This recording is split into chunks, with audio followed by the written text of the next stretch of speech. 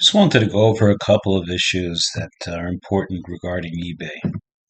From my experience, from what I've learned, sharing with you. Hopefully, it helps somebody. Uh, at the beginning of us picking up and having a good sales volume on eBay, we made a lot of like amateur or naive mistakes, I would say. Uh, Number one, don't automatically put positive feedback for a buyer. And the way I learned that this is a bad idea is because people left negative feedback for us. Not much, but it did happen. And they were so unreasonable about it. And it occurred to me, and then I actually saw that I couldn't remove or alter the feedback that I had left for them. So I was like, that really irked me because like I said, they were unreasonable. They left like really negative, crappy feedback, and we offered full refunds. We told them to keep it, give you money back, and they still weren't being reasonable. So why should I have given them, positive feedback? So just the way I do it now, of course, you do it the way you feel you want to, but the way I handle the situation is I don't give feedback at all, and I wait until the buyer leaves feedback. Then I respond in kind, and I say something really nice, like, "Thank you very much for the purchase. We appreciate your business." And say something really nice about them because they actually. I even thank them for leaving the feedback. Actually, I say thank you for the feedback because I think it's less than 30% of the buyers will actually leave feedback. So if they do, it's nice of them. They took out the time. Yeah, they deserve that. The second thing that really, it nearly ruined us. Actually, it didn't ruin us, but it really hurt us a lot. And that is what I call the arch enemy, and that's the United States Post Office. Yes, sir. These people are special, and special needs is what I mean. For the love of God, we are in a area where the mail route is controlled by this a monster. That's what I would call her. She looks like a monster and she acts like one too. She's so big. I mean, I'm a big guy, but I mean, this woman is ginormous. She's so large that she was pregnant. No one even knew. Just as an example. And I don't mind saying bad things about her because she's done some horrible things around here. So, it's good for the goose. Um, she refuses to scan the boxes when she picks them up. Her excuse, she don't have time. Now, again, I said naive. I used that word before. I didn't realize, I had to find out the hard way, that if they don't scan it and then it's lost, guess what? You don't have any insurance coverage. You actually have nothing. You have no proof that you have given it to them. So when you call them and say, "Hey, you lost my package," they're like, "Well, we don't have it. Well, I gave it to the driver. I no. Well, you say you did, but it's not in the system, so there's nothing we can do. You are SOL. Shit out of luck." So I decided I'm going to call the local post. Which is quite a large local post office, which serves a fairly sizable city here, and you cannot get anyone to answer the phone. If you do like I did, which was take a trip down there to actually talk to someone, they will say, "Okay, we're going to look into it," and they never do. This is a system where it's a private company, kind of, but funded by the government, or owned by the government, or run by the government. But it is a disaster. Okay, you basically can do whatever you want, and there's no accountability whatsoever. Not only is there no accountability, it almost fosters people to do bad things. And I'm going to get into some of the examples of how bad this got. But when I got really into it, because this woman accused me of being a racist, and I have on camera her pulling up to the front door here and tossing a bag with fragile stuff inside, just literally just throwing it on the floor. Um, she told me that when you get a route, you bid for it. And I'm like, what is she talking about? And apparently, Certain routes have more value than others. They're either easier or harder or more rewarding, or they spill over into overtime. I'm not sure exactly what it is, but you actually bid on a route, and once it's given to you, guess what? No one else can have it. So this fake ass woman uh, hurt her back, she says, and she was out for over a year, better part of a year. The problem with that was, yeah, we got some decent people that would show up now that cared, but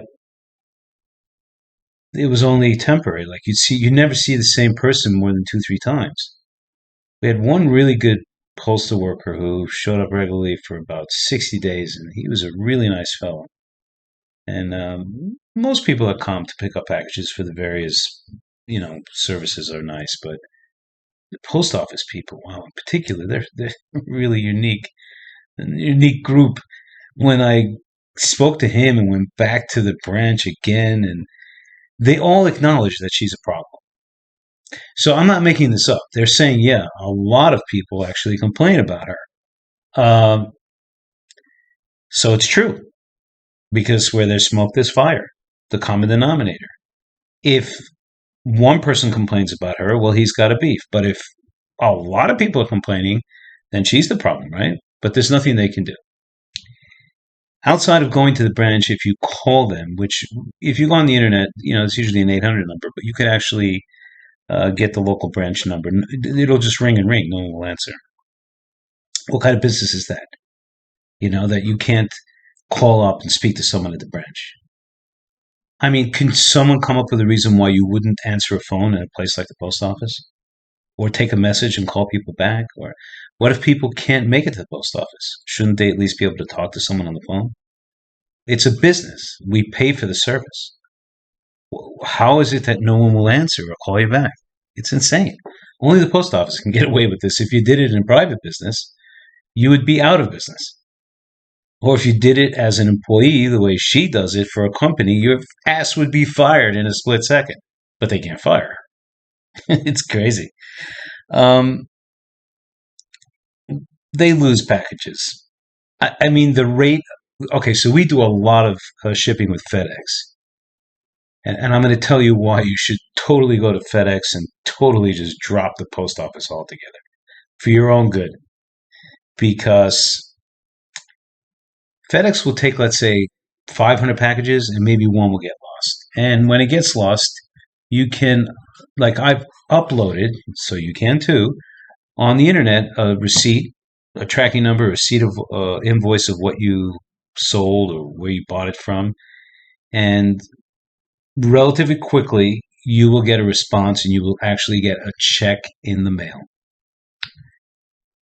When I had losses, many losses, the ratio 10 or 20 times higher than with FedEx or other shippers, I never got a single penny back from the post office. And if you use priority mail, I believe it's up to $100 you automatically covered. They lost so much stuff, it's crazy. They lost, I would say thousands of dollars, actually. I would say somewhere in the vicinity of $3,000 plus. But then what they also did was they would pick it up. They refused to scan it, and then it would not show up in the system at all, or it would show up late. So we lost discounts for not shipping on time. Customers would be calling us and emailing us like, "Hey, I ordered this stuff 3 days ago. Where is it?" And I'm like, "Man, the day you ordered it, we gave it to the post office, but because it's not scanned, there's no proof that it's even in the system or en route." Sometimes a guy once complained to us that he didn't get it and it's late, and he got it that day, but it had never been scanned. So there was no proof of where it was. You can't claim a loss, and when they don't scan and they don't deliver, which is often, you're going to get hammered with bad feedback. You're going to lose discounts on eBay, and you're generally just not going to look good. Even though you ship it quickly, which we do, you're going to look bad.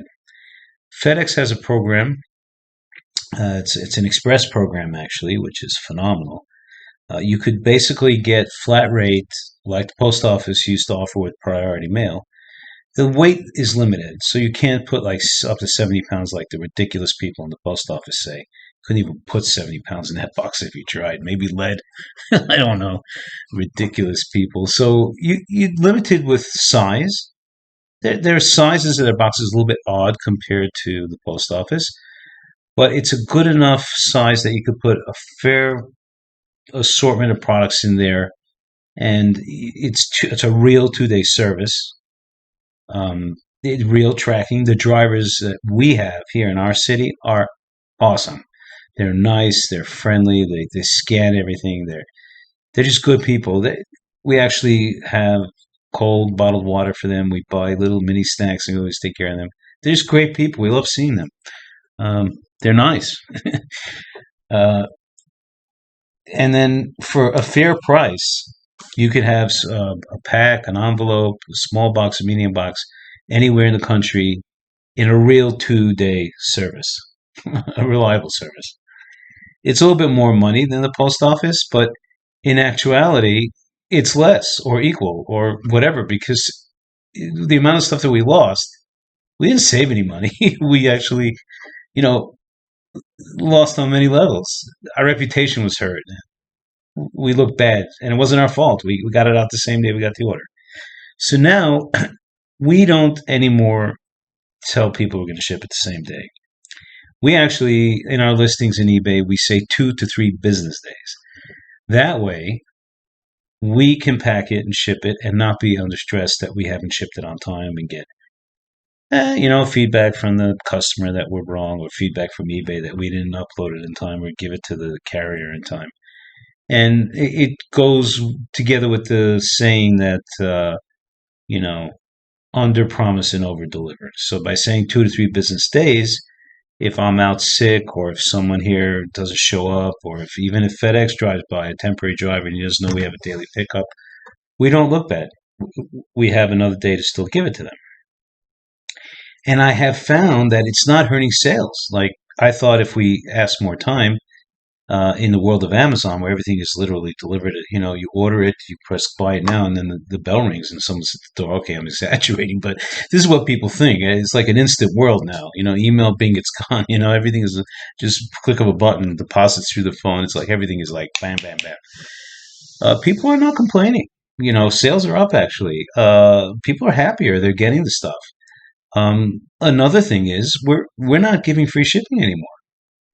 Like I'm a little businessman. How am I going to compete with these idiots at Amazon who have these, giant warehouses all over the place with their own trucks, their own drivers? We can't. Um, we also sell a different type of product. We sell kind of like a tool industrial type product. And our customers are not a bunch of, crybabies that think that it's going to show up in an hour at the door. And they expect it to take a little time. And we're charging for shipping and people are paying. They're not objecting to it. We have a lot of price pressure online. When you sell something now on eBay or your website or anywhere online, this whole, price check stuff, honey stuff, this is crazy. There's no price low enough, I discovered. Like we're always trying to, people don't care about quality. So say, for example, you want to sell your product as a quality product versus crappy quality product. They don't care. So that's not going to help you sell your product potentially. People are price shoppers for the most part. What I discovered is that's not my customer. It shouldn't be yours either. And I'll get to a reason for that in a moment too. We're charging for shipping and we raised our prices and sales have gone up. How do you explain that? In my mind, I think the reason is that there's a perception of quality. So yeah, there's a lot of cheap stuff on there from China, straight out of China. But people are willing to pay more for something that is better and that will last longer. So some of our listings, I say in my videos, could be 5, 6 years old. We have hundreds and hundreds sold. We have pretty good product feedback as well, as far as the star ratings are concerned. And people don't mind paying a little bit more. And that's the people we want to deal with. We don't want to sell free shipping and the lowest price in town until I joke with people, over beers with my friends. I'm like, well, lower the price till what? Till it's free? Come on. Now here's the other thing I wanted to bring up. I really like eBay. I like the community. I like the marketplace. For the most part, I like the people that we deal with too. They're busy. They can't find what we sell at a Walmart or at a corner store or hardware store. They're in very rural areas. They don't have salesmen calling on them at their shop door. So they need us and we need them. And I'm happy. I like it. But I'll tell you what eBay has turned into is a dumping ground for China, a dumping ground for Chinese sellers. Now, we we discovered years ago we had a product that was the number one seller in our category of, you know, selling, industrial and scientific, I forget what they call it, something like that. And talking with my nephews and some of the younger folk, they're like, yeah, you can buy software and you can get these reports about what the top seller is pretty much in every category. And what these Chinese sellers did over the years, the last, I'd say 2 to 4 years, and it's an infection that's spreading faster than the virus, is they will get this report and they'll say, oh, this is the top selling product, such and such, ABC. Now, I've been to China. I've been to factories in China. I purchased stuff in China. Been to trade shows there. I'm not bragging, I'm just telling you what I did. And when the gringo, like myself, walks in and wants to buy this, it's $100. But if a Chinaman comes down the street from a domestic China for the domestic market, they all lie to each other. They don't say that they're going to send it to America. They sell that same $100 product to them for 40. Now, what does this Chinese person do? They bought this product for less than half of what you paid for it. They ship it to public warehouses throughout the United States, located in smart areas like West Coast, Northeast, Southeast, so that they can get it anywhere in the country in 2 or 3 days. They are literally sitting in China in pajamas, listing this stuff on eBay.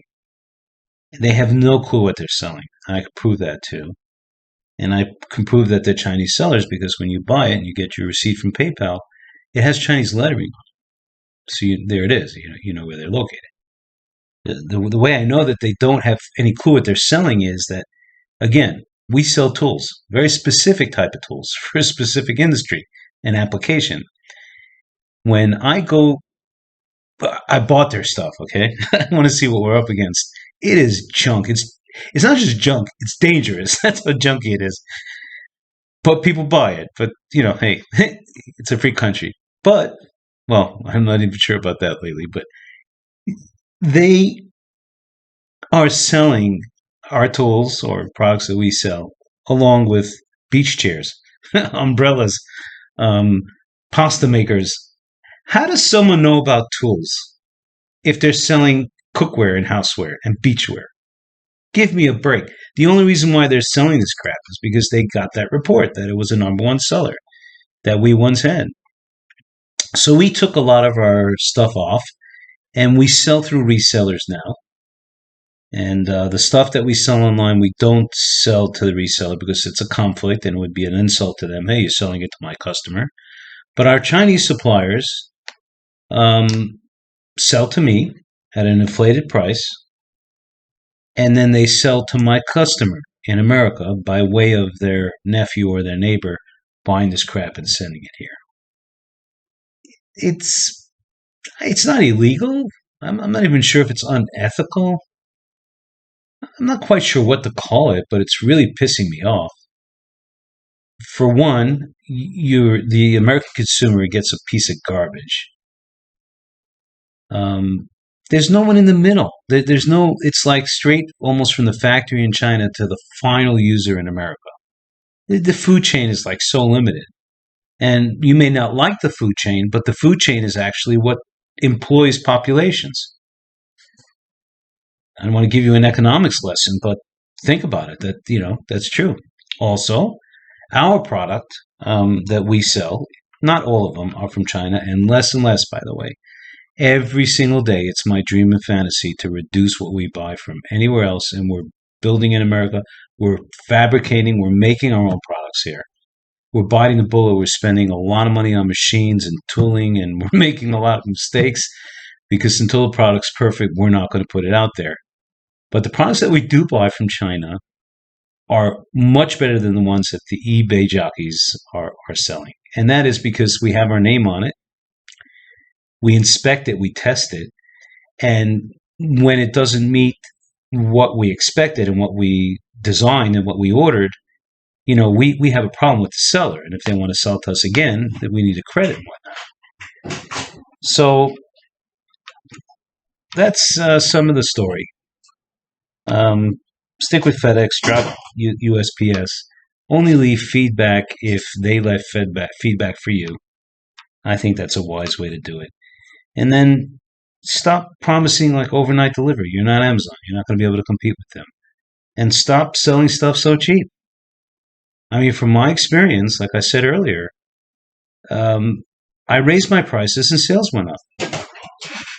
And I stopped worrying, at night about these people that are selling this stuff for less. Like whatever price you put out there, they have it for less. They also bought a lot of our products. We didn't patent some of our stuff that we designed.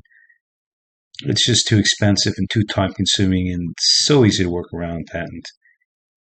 But they just bought our stuff. They sent it to China and they would just knock it off. But if you put them side by side, there's a really big difference. When they sell a variety of crap and they have no idea what they're selling, they really don't care. They don't know and they don't care. We bought their stuff, so we know from practical experience. When we do it, or people like ourselves, I don't want you to think that we're there's other people that are conscientious and family-owned businesses or people that know what they're doing and they actually care about what they sell. You're much better off. There's someone to talk to if there's a problem or if there's a return or even insurance. Like, if someone's injured with some of these things and you bought it from a Chinese guy, good luck. How are you covered? American sellers, if they sell a product or a tool, so a lot of people have insurance. And if something goes wrong, you can get your money back. You can return it. If there's damages, you may be covered. I don't know. Anyhow, I guess I'm ranting a bit here, but that's what I got to say today. Hey, have a great one. God bless.